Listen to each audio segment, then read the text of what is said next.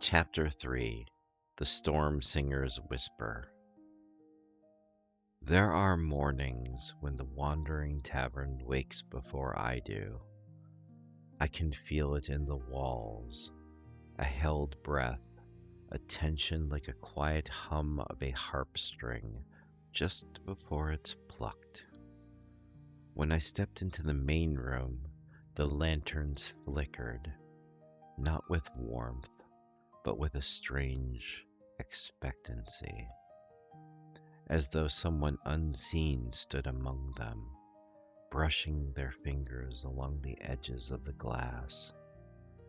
Arinya was already awake, sitting near Sella, who slept curled beneath two blankets.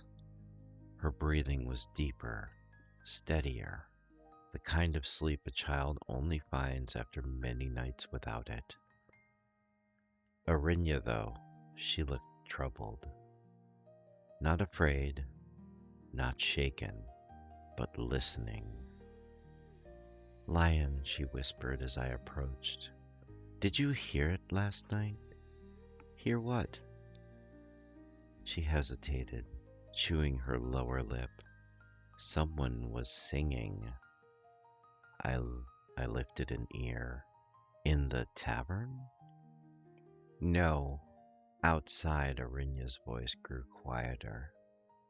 A distant voice, soft, like the wind was carrying it. I felt a subtle ripple of recognition slide down my spine. There are beings in this world whose voices can travel through fog, through forest, through dream, but more concerning was when they most often appear. When someone with a storm is nearby. The tavern gave a low creak, as though agreeing. "What did the voice sound like?" I asked. Arinya looked into the fire, her gaze distant. "Lonely," she murmured, "sad, and calling for help." My heart sank a little. The world is full of storms. Some people carry them in their hands, some in their hearts, and some in their voices. "We should stay alert," I said gently. But the moment the words left my mouth, the tavern windows shuddered, not from wind, but from sound. A faint, trembling hum seeped through the walls like a memory of song.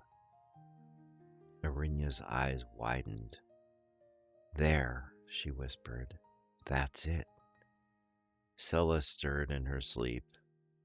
The tavern lanterns dimmed, and a coldness, not cruel, but mournful, swept through the air.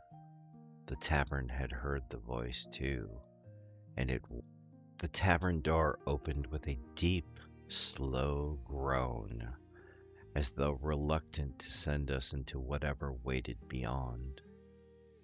The fog rolled across the threshold, thicker than before, curling like pale fingers around the frame. Arinya stepped forward first, tightening the straps on her satchel. I walked beside her. Sella remained inside, still recovering, and the tavern would protect her better than any one of us could. Outside, the world was muted, soft, gray, dreamlike. Each sound felt dampened, swallowed by the heavy air. Our footsteps left shallow marks on the moss-covered ground, prints that seemed to fade almost immediately. We followed the faint hum of the strange song. It wasn't constant. It came and went like a tide of sound. A note here, a whisper there, melancholy wrapped in melody. Arinya's pace quickened. I could tell the sound resonated somewhere deep in her chest. Not the storm part of her, but the part that knew what it meant to feel alone. We reached a narrow ravine where stone ridges rose like jagged teeth. The echoing song drifted through the gap, weaving along the rocks, and then we saw her. A woman stood at the edge of the ravine, barefoot on the cold earth, her hair long and tangled like a river of ink. She wore a long, tattered cloak that fluttered not with wind, for there was none, but with the trembling of her own body. Her eyes were closed, her head tilted back slightly, and from her lips came the soft, wavering sound we had heard. Arinya gasped. "Lion, it's like she's singing to the storm." And she was. I knew her kind, though Arinya, young as she was, did not. A storm singer. A rare sort of person. One who could call to the storms and draw out the emotions hidden inside of them. Her voice cracked. She clutched her own chest as though trying to stop something from breaking loose. Arinya took a step forward. "Are you hurt?" The woman's eyes snapped open, luminous silver, glowing faintly even in the fog, and her voice died mid-note. "You." Arinya froze. "Carry what?" The woman lifted a trembling hand toward her. The unspoken storm. Arinya flinched. The woman stumbled closer, nearly collapsing to her knees. "Please, please help me," she begged.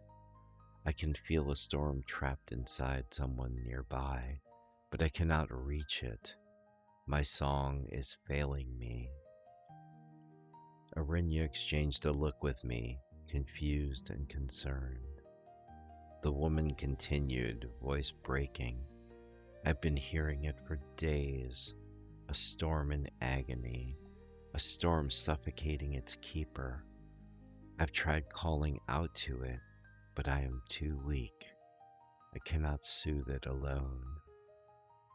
She braced herself on a jagged stone, panting heavily. Arinya's hand lifted to her own chest. "Lion," she whispered. "I think she's talking about Sella." I nodded slowly. The storm Sella carried, the one that nearly tore her apart, had left scars. Some storms don't fade quietly, they leave echoes. And a storm singer could hear those echoes more sharply than anyone. The woman swallowed hard and looked between us. "Take her to me, please. If her storm breaks uncontrolled, she could be destroyed." Arinya tensed, fear flashing briefly across her face, then determination. "Come with us," she said gently. "We'll take you to her." The woman nodded gratefully, leaning heavily on Arinya's shoulder. As we turned back toward the tavern, her soft voice trembled again, not in song this time, but in pain. "I can hear her storm," she whispered. "It's crying." Arinya's fingers. "Then let's go," Arinya murmured. "She won't face it alone." We walked back through the fog. The tavern lights glowed brighter through the haze because it knew we were returning with someone important. Another storm had found its way home. The moment we stepped inside, the tavern reacted. The hearth roared upward, flames bright and tall. Lanterns pulsed in soft waves of light. The entire room seemed ready to inhale, welcoming, preparing. Sella jolted awake on the hearth rug. Arinya rushed to her side. Sella, it's okay, she whispered. We brought someone who can help. The storm singer staggered forward, her breath shallow, her steps uneven. She knelt in front of Sella, who shrank back instinctively. Don't touch me, Sella whispered, fear and electricity crackling at her fingertips. The storm singer lowered her gaze, her voice as soft as falling ash. I will not touch you, she said. Only listen. Sella hesitated, trembling. Arinya gently took her hand. I'm right here, she whispered. You're safe. The storm singer closed her eyes and began to hum. Not loudly, not forcefully. Soft, gentle, barely above the sound of a breath. Sella shivered, not from cold, but from recognition.